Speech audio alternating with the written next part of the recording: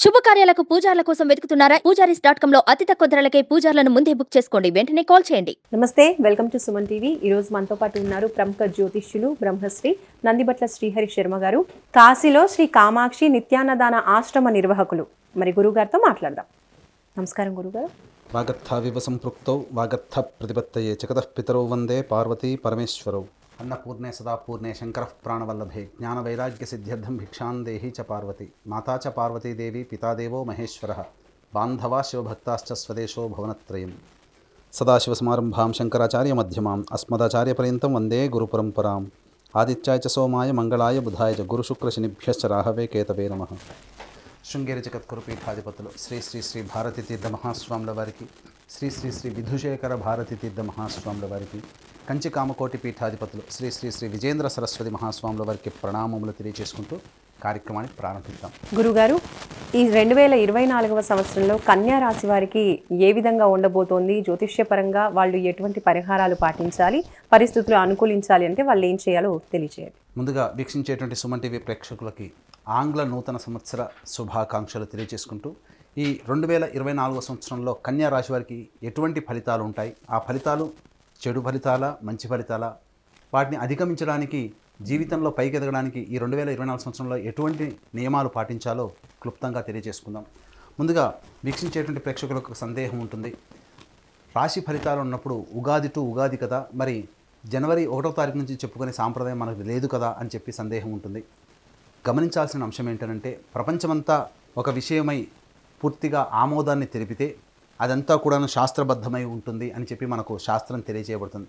కాబట్టి జనవరి 1వ తారీఖున నూతన సంవత్సరం ప్రారంభమవుతుందని ప్రపంచమంతా అంగీకరించినటువంటి సందర్భంలో ఇప్పుడు మనం చెప్పుకోబోయేటువంటి పరిహారాలు లేదా కన్యా రాశికి సంబంధించినటువంటి వివరాలు ఏవైతే ఉంటాయో అవి కేవలం జనవరి 1వ తారీఖు నుంచి డిసెంబర్ 31వ తారీఖు వరకు ఉండేటువంటి గ్రహాల యొక్క సంచార ప్రభావాన్ని బట్టి కన్యా రాశి వారికి మంచి చెడు ఏ విధంగా జరుగుతుందో తెలియజేసుకుందాం. ముందుగా నవగ్రహాలలో అత్యంత దీర్ఘకాలిక గ్రహాలైనటువంటి గురు, శని, రాహుకేతులను చూసుకున్నట్లయితే గురువు ఒక్కొక్క రాశిలో సంవత్సరం, శని 2.5 సంవత్సరాల పాటు, రాహుకేతులు చెరి 1.5 సంవత్సరాల పాటు సంచారం జరుగుతుంది. కాబట్టి ఈ యొక్క 4 గ్రహాల యొక్క ప్రభావమే ప్రధానముగా 12 రాశుల వారికి కూడాను మంచి చెడు ఫలితాలు ఉంటాయి. కాబట్టి ముందుగా మనం తెలియజేసుకుందాం.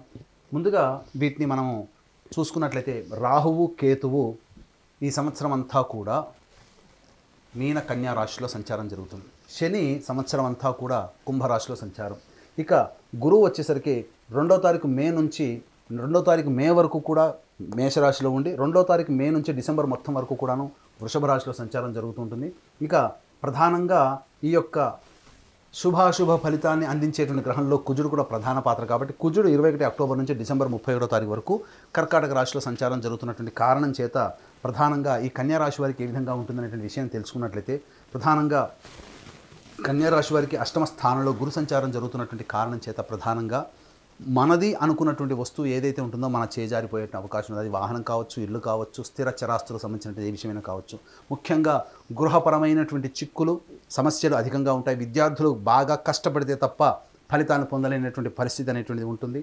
అలాగే శత్రువులు కూడా పెరిగేటువంటి అవకాశాలు ఎక్కువగా ఉంటాయి. కాబట్టి జాగ్రత్తలు పాటించాల్సినటువంటి పరిస్థితి. ఇక గమనించుకున్నట్లయితే మంచి చెడు విషయాల పట్ల ఏవైతే ఉంటాయో అవన్నీ కూడాను బేరీజు వేసుకుంటూ ముందుకు సాగినట్లయితే కన్యా రాశి వారికి మంచి జరిగేటువంటి అవకాశం ఉంటుంది. మే 2 వరకు కూడాను గురువు యొక్క ప్రభావాన్ని శని కంట్రోల్ చేస్తున్నటువంటి కారణం చేత అనుకున్నటువంటి పనులలో చక్కటి విజయాన్ని పొందేటువంటి అవకాశం ఉంటుంది.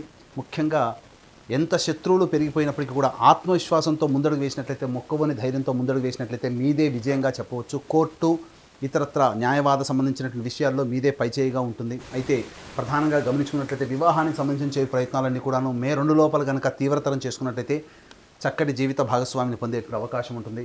ఇక గమనించుకున్నట్లయితే ప్రధానంగా ఈ యొక్క శని ప్రభావం అనేటువంటిది జాతకరీత్యా వ్యయస్థానం మీద కూడా ఉన్నటువంటి కారణం చేత మీకు సద్వ్యయమే అవుతుంది. అనవసరమైన ఖర్చులు పెట్టరు. ఈ మే 2వ తారీఖు వరకు ధర్మ కార్యాచరణ ఉంటుంది. దేవతానుగ్రహం కోసం చాలా తపన పడతారు. తద్వారా దేవతానుగ్రహాన్ని కూడా పొందేటువంటి ప్రయత్నం ఉంటుంది. అయితే ప్రధానంగా నిద్రా సౌఖ్యము తక్కువగా ఉంటుందని చెప్పవచ్చు.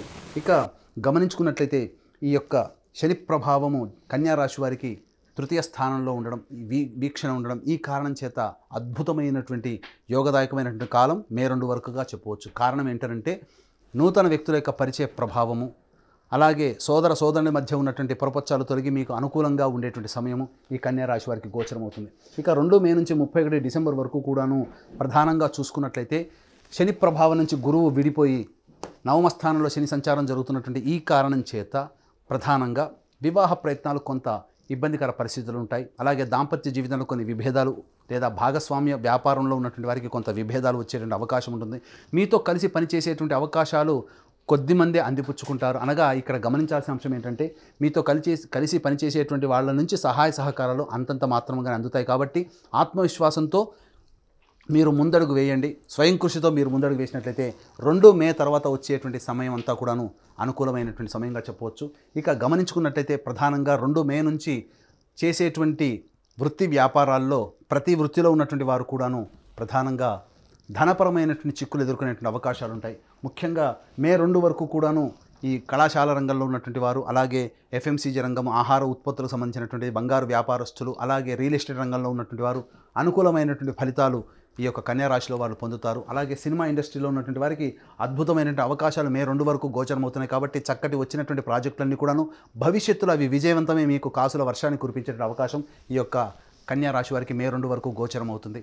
ఇక గమనించుకున్నట్లయితే ప్రధానంగా సరైనటువంటి సమయానికి తిండి అనగా భోజనం సహాయ సహకారాలు లేకపోవడం, తద్వారా శరీరము అలసట చెందేటువంటి అవకాశం, నిద్ర సరిగ్గా లేకపోవడం, శరీరం అలసత్వం ఉంటుంది. కాబట్టి పర్ఫెక్ట్ డైట్ కంట్రోల్లో కనుక ఉండి ఈ సంవత్సరం అంతా ప్లానింగ్ చేసుకున్నట్లయితే ఆరోగ్యపరంగా చక్కగా ఉంటూ మీకు వచ్చేటువంటి సమస్యల్ని అధిగమించడానికి మీ యొక్క శరీరం కూడా సహాయ సహకారాలు అందిస్తుందని చెప్పవచ్చు.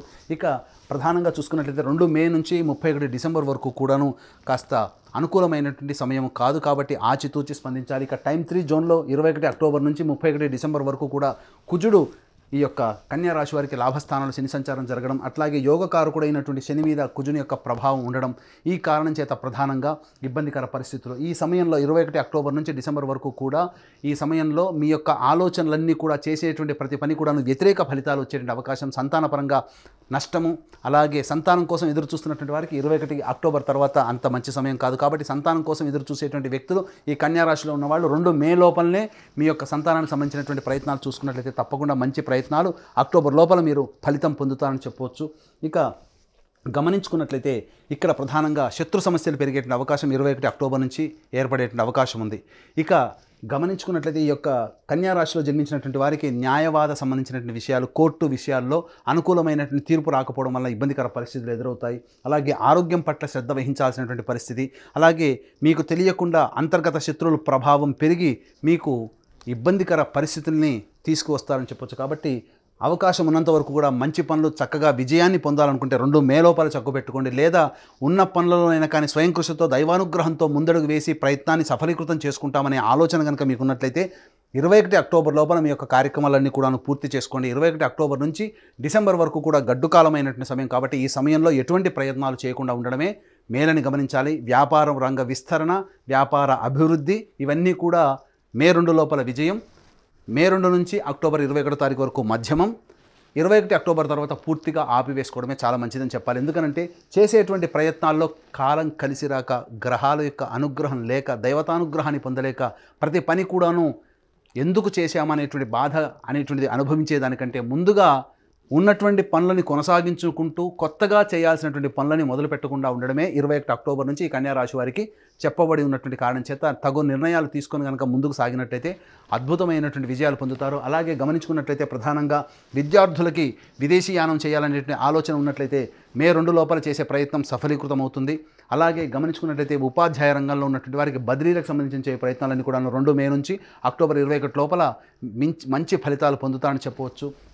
అలాగే నూతన ఉద్యోగ ప్రాప్తి కలిగేటువంటి అవకాశం ఉంటుంది. అలాగే 21 అక్టోబర్ నుంచి ఇప్పటి వరకు చేసినటువంటి పెట్టుబడులు ఏవైతే ఉంటాయో ఆ పెట్టుబడులకు సంబంధించినటువంటి నష్టాన్ని చవిచూసే అవకాశం 21 అక్టోబర్ నుంచి ఉంటుంది. కాబట్టి మే 2 లోపలనే మీకు సంబంధించినటువంటి అమ్మకాలు, కొనుగోలుకు సంబంధించినటువంటి విషయాల్లో జాగ్రత్తలు పాటించండి. అలాగే గృహ సంబంధమైనటువంటి విషయాల్లో మీకు చక్కటి పురోగతి అనేటువంటిది కలుగుతుంది.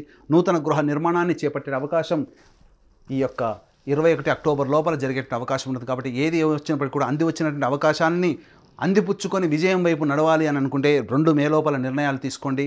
ఉన్నంతలోనైనా కానీ కష్టపడి పైకి వస్తాము, దైవతానుగ్రహంతో మన పనులు పూర్తి చేసుకుంటామంటే 21 అక్టోబర్ లోపల మీరు పూర్తి చేసుకోండి. 21 అక్టోబర్ నుంచి డిసెంబర్ 31వ తారీఖు వరకు అనుకూలమైనటువంటి సమయం లేని కారణం చేత ఈ కన్యా రాశి వారు కొన్ని ఇబ్బందికర పరిస్థితులతో మొదలెట్టాల్సి వస్తుంది. రాహుకేతుల యొక్క ప్రభావం జన్మరాశిలో 7వ స్థానంలో ఉండడం, ఈ సంవత్సరం అంతా ఉండడం కారణం చేత మీకు ఎదుటివారి నుంచి సహాయ సహకారాలు అంతగా రాలేకపోవడము, ఈ కారణంగా 2 మే నుంచి డిసెంబర్ వరకు కూడా చేసేటువంటి ప్రయత్నాల్లో కొన్ని ఇబ్బందికర పరిస్థితులు అనేటువంటివి తలెత్తుతాయి. కాబట్టి మనుషులు ఇంతేనా అనే భావన 2 మే నుంచి మీరు అనుభవిస్తారు. కాబట్టి ఇవన్నీ కూడా సంఘం మీద కావచ్చు, మనుషుల మీద కావచ్చు, తోటి వాళ్ళ మీద కావచ్చు, ద్వేషభావం పెంచుకోకుండా ప్రేమ వాతావరణంతో ముందుకు సాగి దైవానుగ్రహాన్ని పొంది ప్రయత్నం చేసినట్లయితే ఈ సంవత్సరం అంతా కూడా కన్యా రాశి వారు ఆనందకరమైనటువంటి జీవితాన్ని పొందుతారని చెప్పడంలో ఏమాత్రం సందేహం లేదు. అలాగే గురువుగారు, ఏ దైవాన్ని ఆరాధించడం ద్వారా కన్యా రాశి వాళ్ళకి సంవత్సరం అంతా కూడా అనుకూలించే అవకాశాలు కనిపిస్తున్నాయి అంటారు? కన్యా రాశి వారు ప్రధానంగా లక్ష్మీదేవి ఆరాధనని చేయాలి. శుక్రవారం రోజున అమ్మవారికి అభిషేకము, అర్చన ఇవన్నీ చేసుకున్నట్లయితే చాలా మంచి జరుగుతుంది. ముఖ్యంగా ప్రతి శుక్రవారం రోజున లక్ష్మీ ఫోటోకి ఎర్రటి పూలమాల వేసి లక్ష్మీ సహస్రనామ పారాయణం చేయండి. చేసి స్వీట్ ఏదైనా కానీ స్వీట్ నైవేద్యంగా పెట్టండి. ఈ విధంగా 16 శుక్రవారాలు చేసి 16వ శుక్రవారం రోజున ముగ్గురు ముత్తైదులకి స్త్రీ అలంకరణ వస్తువులు అంటే అద్దము, దువ్వెన, కాటుక, గాజులు, రవికబట్ట, పూలమాల, పసుపు, కుంకుమ, వస్త్రము, దక్షిణతో సహా ఇంకా ఉన్నట్లయితే కొబ్బరి బోండంతో సహా స్త్రీమూర్తులకి దేవతలుగా భావించే ముగ్గురు స్త్రీమూర్తులకి ఈ యొక్క సంబంధించినటువంటి వస్తువులు వాయనం ఇచ్చి భోజనం పెట్టండి. మీ యొక్క సంకల్పం ఖచ్చితంగా నెరవేరుతుంది. ఇక గమనించాల్సిన అంశం ఏంటంటే వీక్షించేటువంటి ప్రేక్షకుల్లో ఈ సంవత్సరం అంతా కన్యా రాశిలో వాళ్ళకి సంవత్సరం అంతా బాగుండాలి, మీ యొక్క సంకల్పం నెరవేరాలనేటువంటి ఒక సదుద్దేశంతో మా పీఠం ఆధ్వర్యంలో సంకల్ప సిద్ధి హోమాలు ప్రతి నెల 21 రోజుల పాటు జరుగుతాయి.